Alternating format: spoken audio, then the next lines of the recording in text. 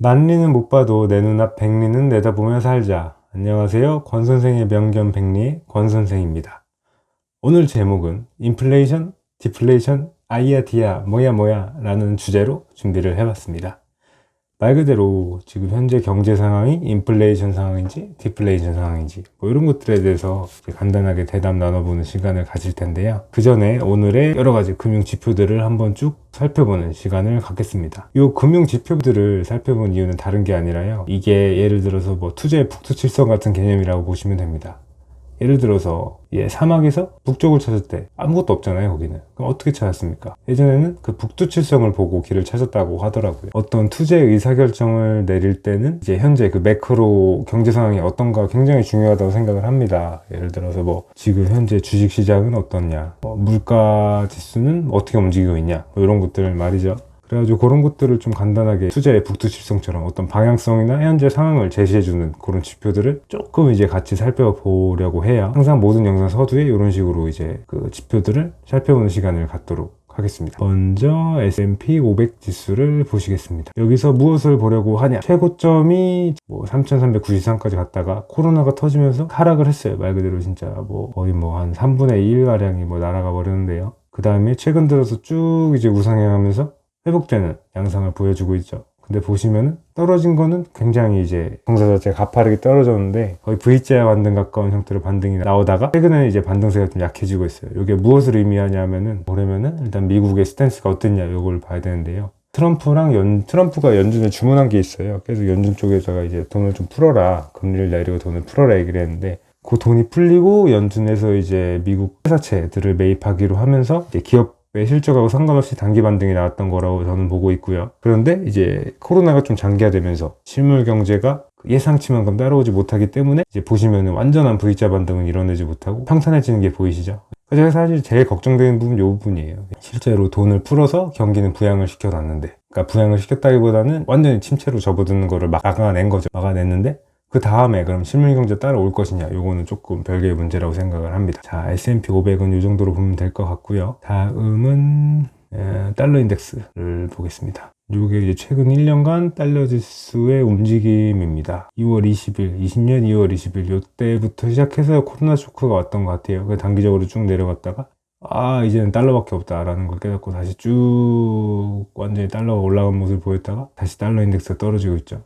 뭐 연준이 근데 돈에 비해서 이 정도로 이제 수성하고 있는 거는 굉장히 조금 고무적이라고 보시면 될 것 같아요. 그러니까 요새는 제가 요게 금과 마찬가지로 어떤 안전자산의 성격을 가지게 된다고 말씀드렸는데, 달러 인덱스가 위아래로 크게 출렁인다는 얘기는 세계 경제에 큰 이벤트가 발생했다는 얘기랑 거의 동의를 하거든요.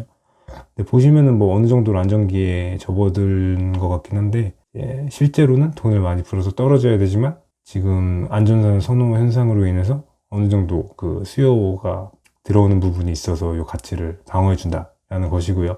이 정도로 이제 오늘의 지표 브리핑은 마무리하겠고요. 다음으로는 오늘의 주제, 인플레이션이냐 디플레이션이냐에 대해서 좋은 블로그 글을 하나 가지고 와봤어요. 얼티메이텀님의 돈에 대한 신뢰가 점점 사라지는 것 같습니다 라는 글입니다. 이게 뭐 전반적으로 내용 자체, 제가 뭐 링크는 이제 유튜브 하단에 올려드릴 건데요. 그러니까 이분 말씀은 그거예요. 미국도 그렇고 각국에서 돈을 계속 찍어내고 있으니 돈의 가치가 떨어지는 거 아니냐. 근데 돈의 가치가 떨어지는데 예전 같으면은 자산을 사서 방어를 한다는 개념으로 뭐 계속 투자를 했었는데, 이제 그 수준을 넘어서 내 돈의 가치를 지키기 위해서 뭐 금도 사고 은도 사고 주식도 사고 비트코인도 사고 부동산도 사고 종이 돈에 대한 신뢰가 점점 사라지고 있기 때문에 실물 자산으로 대체를 해야 되는 게 아닌가, 뭐 그런 말씀을 하시는데요. 쉽게 말씀드리면은 현금을 들고 있는 거에 대해서 굉장히 공포감을 나타내고 있습니다. 근데 이런 진단을 내리려면은 시장이 인플레이션 상황이냐 디플레이션 상황이냐 정확하게 진단을 내려야 될 것 같아서 인플레이션과 디플레이션에 대해서 말씀드리려고 합니다. 인플레이션 같은 경우는 이제 쉽게 말씀드리면은 화폐 가치가 떨어지고 자산 가치, 그러니까 재화의 가치가 올라가는 걸 이야기를 해요. 원인은 두 개가 있겠죠. 화폐 가치가 떨어져서 가만히 있던 재화의 상대 가치가 올라가거나, 또는 재화의 가치가 올라가서 가만히 있던 화폐의 가치가 내려가거나. 근데 지금 상황에서 이제 뭐 세계 각국에서 돈을 풀고 있는 요 상황에서는 재화는 그대로 그 자리에 있는데 돈을 계속 풀어내는 거예요. 돈을 계속 풀어내다 보니까 돈의 총량이 많아져서 돈의 가치가, 그러니까 재화의 가치가 상대적으로 올라가는 것처럼 관찰이 되는 거죠. 이게 좀 예시를 들어서 말씀드리면은 짐바브웨 사례가 있을 것 같아요. 짐바브웨가 뭐 화폐 요 인플레이션율이 가장 최고조에 이르렀을 때가 2억% 정도 됐다고 합니다. 그러니까 쉽게 말씀드리면 오늘 제가 이제 껌 한 통을 500원 주고 샀어요. 근데 내년 되면은 이게 2억%가 올라가가지고 껌 한 통이 1000억 원 가까이 되는 거죠. 근데 요 현상을 자세히 살펴보시면은 뭐 껌의 가치가 2억에서 1000억으로 올라갔습니까? 아니죠. 돈의 가치가 그만큼 떨어진 거죠. 최근에 이제 어떤 경제지나 경제 블로그 유튜브에서 얘기하는 인플레이션은 사실 이 부분의 이야기를 해요. 거의 화폐 가치가 떨어져서 그러니까 재화, 자산의 가치가 실물자산 이런 것들의 가치가 상대적으로 올라갈 것이다 이런 것들을 이야기를 합니다. 그러니까 인플레이션과 디플레이션은 어떤 현상을 설명하는 그런 용어다. 이 개념들을 처음에 딱 가져가시면 좋을 것 같아요. 그럼 디플레이션은 뭐냐? 이 반대입니다. 반대. 재화의 가치가 점점 내려가는 거예요. 일본의 잃어버린 20년 같은 경우가 대표적인 이제 디플레 사례로 보는데요. 디플레이션은 쉽게 말씀드리면 불황 상황을 생각하시면 될 것 같아요. 돈의 흐름도 어디선가 막혀 있고 경제 주체들이 계속 망해 나가면서 경제 시스템 전체가 점점 이제 침체기로 들어가고 사줄 사람이 없으니까 재화의 가치가 점점 내려가는 거잖아요, 사실은. 일단 사줄 사람들이 없고 이제 경제가 점점 이제 그 어떤 사이클 자체가 점점 멈춰가는 거죠. 그런 경우를 이제 디플레이션이라고 보통 얘기를 합니다. 그러니까 진짜 라이브하게 얘기하면은 디플레이션은 불황이에요. 또는 불황기에 디플레이션 현상이 나타나요. 그러니까 이 두 개를 약간 등치시켜도 괜찮을 것 같아요. 그러니까 학술적으로는 뭐 엄밀하게 똑같지는 않은데요. 그리고 이것도 하나 추가적으로 기억해 주시면 좋을 것 같은데요. 정부의 통화 정책과 재정 정책의 최종 종착지는 약한 인플레이션이다. 이게 뭐냐면은 인플레이션이란 게 사실은 뭐 화폐 가치가 떨어진다 이렇게 말씀을 드렸었는데요. 그러니까 경제가 뭐 쭉쭉쭉 성장하고 재화의 가치가 올라가고 뭔가 사회가 생산성이 이제 점점 좋아지면서 그 재화의 가치가 올라가도 요 인플레이션 현상이 일어나요. 왜냐면은 뭔가 사회 발전이 일어나면서 뭔가 계속 재화가 비싸지는 거잖아요. 돈도 계속 돌고 이제 한 2, 3% 정도 약간 인플레이션율 을 유지하는 게 좀 정부 정책의 메인 포커스인데 요 인플레이션율은 뭐 물가 상승률을 보시면 거의 뭐 유사하게 거의 물가 상승률이라고 보시면 돼요. 쉽게. 그래서 이제 가끔 뉴스에 보시면은 그런 뉴스들 기억하실 거예요. 물가가 떨어진다. 뭐 장바구니 물가가 계속 떨어지고 있다. 그럼 여러분들 생각하시기에는 아니 물가가 떨어지면은 좋은 거 아니냐. 물가가 오른 게 더 살기 힘들어지는 거 아니냐라고 하시는데 아까 디플레이션은 불황이라고 말씀드렸죠. 물가가 떨어진다는 얘기는 불황이 닥쳐오고 있다는 얘기랑 거의 뭐 비슷하게 보시면 될 것 같습니다. 지금 개인적으로 제일 중요하다고 생각하는 거는 인플레이션이냐 디플레이션이냐 이거죠. 현재 경제 상황이 I냐 D냐 그 진단이 제일 중요할 것 같습니다. 7월 3일에 한경에서 나온 요 기사를 보시면 조금 정반대 입장을 보여주고 있습니다. 바보야, 문제는 인플레가 아니라 디플레야 라고 하네요.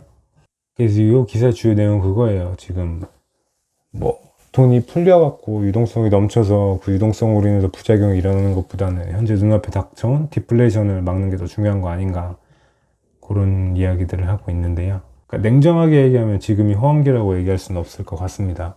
경제가 그렇게 좋지가 않은 것 같아요.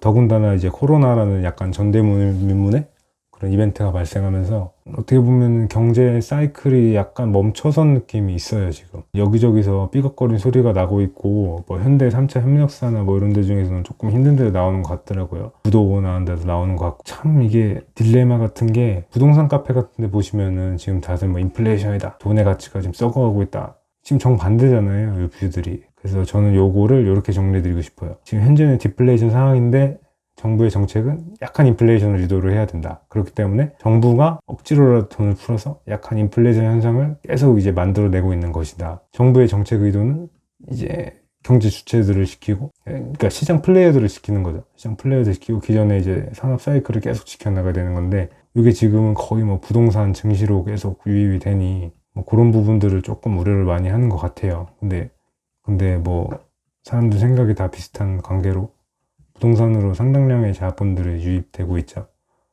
근데 항상 여러분들이 생각해야 될 게 현재가 지금 인플레이션이다 그러면은 뭐 무작정 뭐 여기 투자고 저기 투자고 하는 게 맞는데 제 생각에는 조금 이제 조심하는 게 좋지 않을까 그런 생각도 하고 있습니다.